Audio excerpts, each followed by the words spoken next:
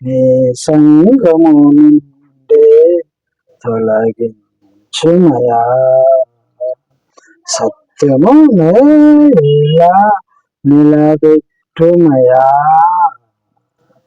నీ సంగము నుండే తొలగించుమయా, సత్యము నేలా నిలబెట్టుమయా. ఇది నా ప్రార్థన, హృదయ నివేదన, నీ దాసుని యాచన, వెదకునే విజ్ఞాపన. ఇది నా ప్రార్థన.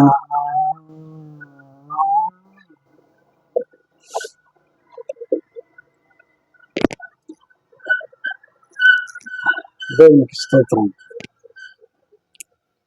ప్రేమైనటువంటి క్రైస్తవులారా, సిరియాను గురించి మాట్లాడుతున్నాను. ఇది సర్వశక్తి గల దేవుని ప్రేరణ. నాకు లేఖనాలు అర్థమైనంత మట్టుకు బోధించుచున్నాను. దయచేసి ఓపిక పట్టంటే ప్రతి క్రైస్తవుడు తప్పక వినాలి, వినిపించాలి. సిరియాలో ఏం జరుగుతుంది, ఏం సంభవించబోతుంది, ఇది మనకు అవసరం. సిరియాని గురించి బైబిల్ ఏం చెబుతుంటే, బైబిల్ సంప్రదించకుండా మనమేమి చేయలేం. లోకంలో ఏది జరిగినను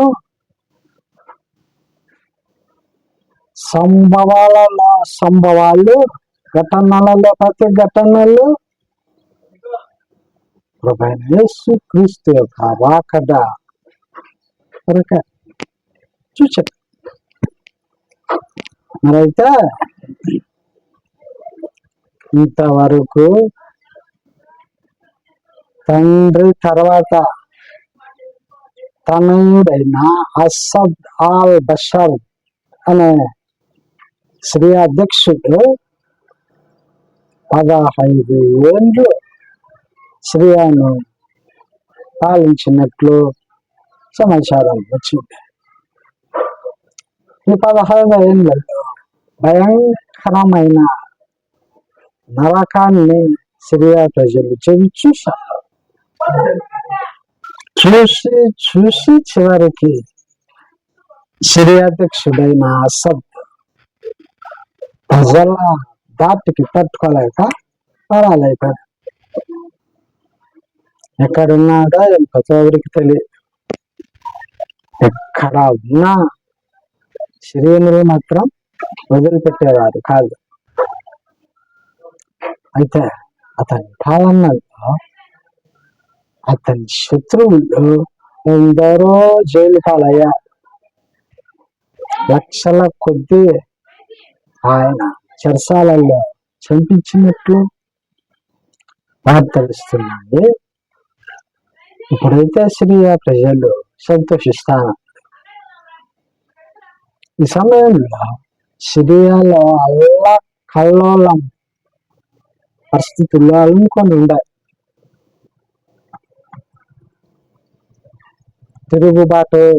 చొరబాటుదారులు పోరాడుతున్నారు, ప్రయత్నిస్తున్నారు. అది ఒక ఆఫ్ఘన్ లా తయారయ్యే అవకాశం ఉంది. అయితే అలా కాదు. ఏది ఏమైనా ముందు బైబిల్ చెప్పి ఉండాలి. బైబిల్ చెప్పి ఉన్నప్పుడు లేఖనం నెరవేర్పు ఆయన బోధకులు అర్థమవుతుంది. అప్పుడు ఆయన బోధకులు క్రైస్తవ ప్రపంచానికి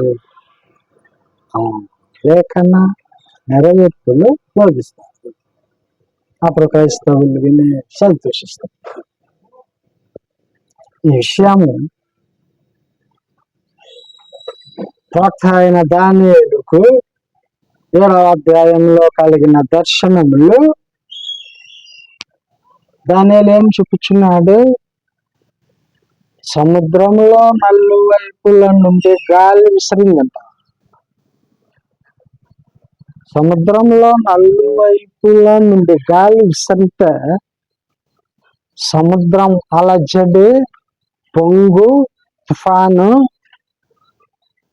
విపత్సం సృష్టిస్తాయి.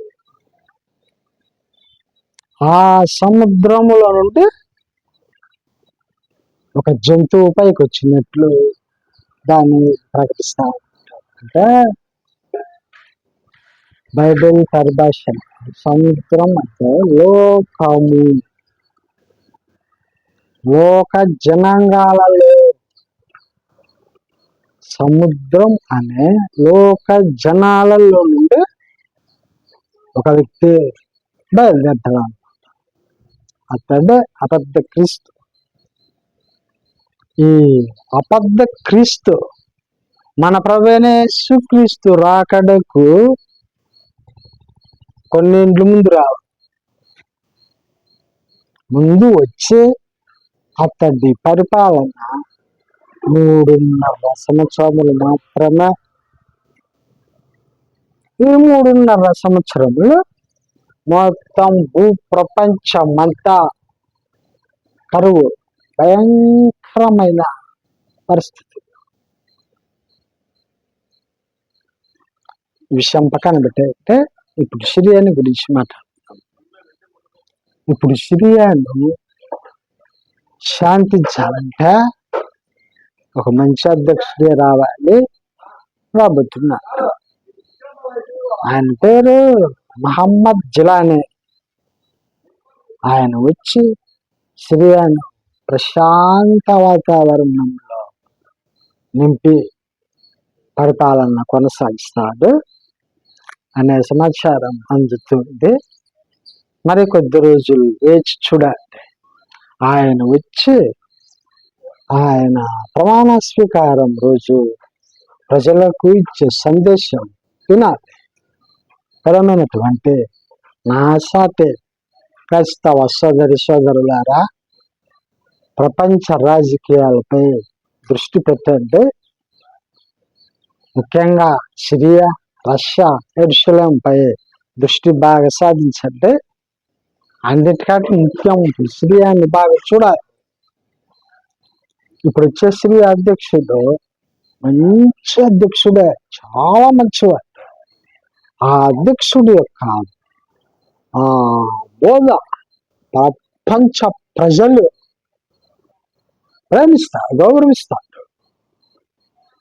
అంత గొప్ప వ్యక్తి రావాలి. ఆ వ్యక్తి తర్వాత ఏం జరుగుతుందో నేను తర్వాతనే బోధిస్తా. ఇప్పుడు ఏం చెప్పలేను, ఇప్పుడు అవసరం లేదు. ఇప్పటి నుండి సిరియాని గురించి నేను బైబిల్ ఏం చెబుతుందో జ్ఞాపకం చేస్తూ వస్తా. జీవన్ మినిస్ట్రీస్ అని టైప్ చేసి యూట్యూబ్ ఛానల్లో వెతకండి, నా సందేశాలు వస్తాయి. దయచేసి శ్రద్ధగా వినాలని కోరుతున్నాను. వాక్యం విన్నారని ప్రభు దీవించును గాక. ఆమేన్.